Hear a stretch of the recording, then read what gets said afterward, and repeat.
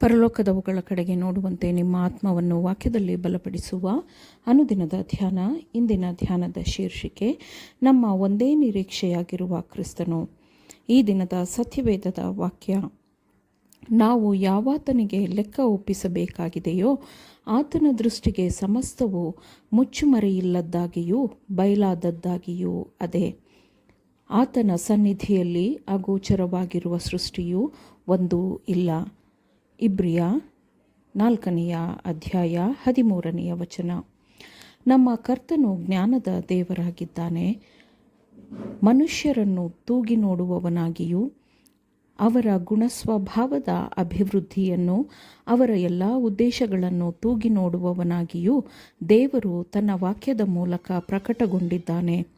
ನಿಷ್ಠಾಪೂರ್ಣ ಪ್ರಾರ್ಥನೆಗೆ ಉತ್ತರವಾಗಿ ಸಮುವೇಲನನ್ನು ಮಗುವಾಗಿ ಪಡೆದ ಹನ್ನಳು, ದೇವರಾದ ಯೆಹೋವನು ಸರ್ವಜ್ಞನು, ಆತನು ಮನುಷ್ಯರ ಕ್ರಿಯೆಗಳನ್ನು ತೂಗುವನು ಎಂದು ದೇವರ ಬಗ್ಗೆ ಹೇಳಿದ್ದಾಳೆ. ನರರು ಬರೀ ಉಸಿರೇ, ನರಾಧಿಪತಿಗಳು ಬರೀ ಮಾಯವೇ. ಅವರೆಲ್ಲರನ್ನು ತ್ರಾಸಿನಲ್ಲಿ ತೂಗಿ ನೋಡಿದರೆ ಉಸಿರಿಗಿಂತಲೂ ಲಘು ಎಂದು ದಾವೀದನು ಹೇಳಿದ್ದಾನೆ.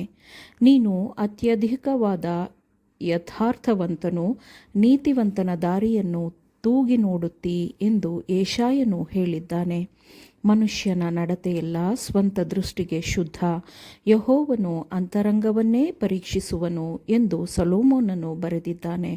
ಆದುದರಿಂದ ಪ್ರತಿಯೊಬ್ಬನು ತನ್ನ ಸ್ವಂತ ಹೃದಯವನ್ನು ಪರೀಕ್ಷಿಸುವುದು ಮತ್ತು ದೇವರು ಕೊಟ್ಟಿರುವ ಪ್ರತಿಯೊಂದು ಸಾಮರ್ಥ್ಯಗಳನ್ನು ಸುಧಾರಿಸಿಕೊಳ್ಳುವುದು ಪ್ರತಿಯೊಬ್ಬನ ನಿತ್ಯ ಆಸಕ್ತಿಯಾಗಿರಬೇಕು. ಕಲಿಯಬೇಕಾದ ಹಲವು ಪ್ರಮುಖವಾದ ಪಾಠಗಳು ಪ್ರತಿಯೊಬ್ಬರಿಗೂ ಇದೆ. ಮನುಷ್ಯನ ಹೃದಯದಲ್ಲಿ ಇರುವ ಯಾವುದೇ ಉದ್ದೇಶಗಳು ದೇವರಿಗೆ ಮರೆಯಾಗಿಲ್ಲ. ಆತನಿಗೆ ಎಲ್ಲವೂ ಸ್ಪಷ್ಟವಾಗಿ ತಿಳಿದದೆ ಎಂಬುದನ್ನು ಎಲ್ಲರೂ ನೆನಪಿನಲ್ಲಿಟ್ಟುಕೊಳ್ಳಬೇಕು. ಮಾನವ ಕಾರ್ಯಭಾರಿಯ ಭವಿಷ್ಯವು ಬೇರೆಲ್ಲ ವಿಷಯಗಳಲ್ಲಿ ಸರಿಯಿದ್ದು ಒಂದೇ ಒಂದು ವಿಷಯದ ಫಲಿತಾಂಶದ ಮೇಲೆ ಅವಲಂಬಿತವಾಗಿದೆಯೋ ಎಂಬಂತೆ ಪ್ರತಿಯೊಬ್ಬರ ಉದ್ದೇಶಗಳನ್ನು ಎಚ್ಚರಿಕೆಯಿಂದ ತೂಗಲಾಗುತ್ತದೆ. ಕಾರಣವನ್ನು ಮತ್ತು ಅದರ ಪರಿಣಾಮಗಳನ್ನು ಹೇಗೆ ಗ್ರಹಿಸಿಕೊಳ್ಳಬೇಕು ಎಂಬುದರ ಸ್ಪಷ್ಟವಾದ ತಿಳುವಳಿಕೆಯನ್ನು ಹೊಂದುವಂತೆ ದೈವಿಕ ಬಲದೊಂದಿಗಿನ ಸಂಪರ್ಕದ ಅಗತ್ಯವು ನಮಗಿದೆ. ಭೋಗದ ಮೂಲಕ ಲೋಕದಲ್ಲಿ ತುಂಬಿರುವ ಭ್ರಷ್ಟಾಚಾರದಿಂದ ಪಾರಾಗಿ ದೈವಿಕ ಗುಣಸ್ವಭಾವದ ಪಾಲುಗಾರರಾಗುವ ಮೂಲಕ ನಾವು ತಿಳುವಳಿಕೆಯ ಬಲಗಳನ್ನು ಬೆಳೆಸಿಕೊಳ್ಳಬೇಕು. ಗಂಭೀರವಾಗಿರುವ ಸತ್ಯವನ್ನು ಪ್ರತಿಯೊಬ್ಬರೂ ಎಚ್ಚರಿಕೆಯಿಂದ ಪರಿಗಣಿಸೋಣ. ಪರಲೋಕದಲ್ಲಿರುವ ದೇವರು ಸತ್ಯವಂತನಾಗಿದ್ದು, ಎಷ್ಟೇ ಸಂಕೀರ್ಣವಾಗಿ ರೂಪುಗೊಂಡ ವಿಷಯಗಳಾದರೂ ಮತ್ತು ಎಚ್ಚರಿಕೆಯಿಂದ ಮರೆಮಾಡಲಾದ ಉದ್ದೇಶಗಳಾದರೂ ದೇವರಿಂದ ಎಂದಿಗೂ ಮರೆಯಾಗಿಲ್ಲ. ಎಲ್ಲವೂ ಆತನಿಗೆ ಸ್ಪಷ್ಟವಾಗಿ ತಿಳಿದದೆ. ಪ್ರತಿಯೊಂದು ಹೃದಯದ ರಹಸ್ಯವಾದ ಯೋಜನೆಯನ್ನು ಆತನು ಓದುತ್ತಾನೆ. ದೇವರು ಅರ್ಥ ಮಾಡಿಕೊಳ್ಳುವುದಿಲ್ಲ ಎಂದು ಭಾವಿಸಿ ಮನುಷ್ಯನು ತನ್ನ ಭವಿಷ್ಯಕ್ಕಾಗಿ ವಕ್ರವಾದ ಕ್ರಿಯೆಗಳನ್ನು ಯೋಜಿಸಬಹುದು.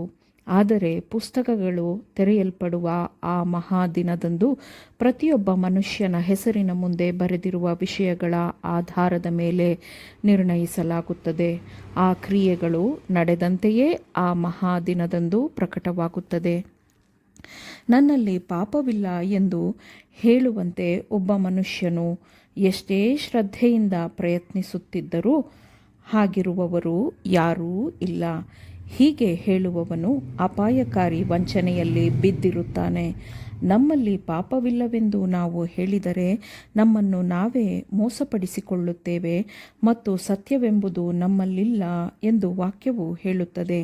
ನೀನು ತಕ್ಕಡಿಯಲ್ಲಿ ತೂಗಲ್ಪಟ್ಟು ಕಡಿಮೆಯಾಗಿ ಕಂಡುಬಂದಿದ್ದಿ ಎಂಬ ಶಿಕ್ಷೆಯಿಂದ ನಾವು ಹೇಗೆ ತಪ್ಪಿಸಿಕೊಳ್ಳಬಹುದು? ನಾವು ಕ್ರಿಸ್ತನನ್ನು ದೃಷ್ಟಿಸಬೇಕು. ಅನಂತವಾದ ಬೆಲೆಯನ್ನು ತೆತ್ತು ಪರಲೋಕ ಅಂಗಳಗಳಲ್ಲಿ ನಮ್ಮ ಪ್ರತಿನಿಧಿಯಾಗಿ ಆತನು ದೇವರ ಮುಂದೆ ನಮ್ಮ ವಕೀಲನಾಗಿರಲು ಮಧ್ಯಸ್ಥನಾಗಿರಲು ಒಡಂಬಡಿಕೆ ಮಾಡಿಕೊಂಡಿದ್ದಾನಲ್ಲ. ಆಮೇನ್.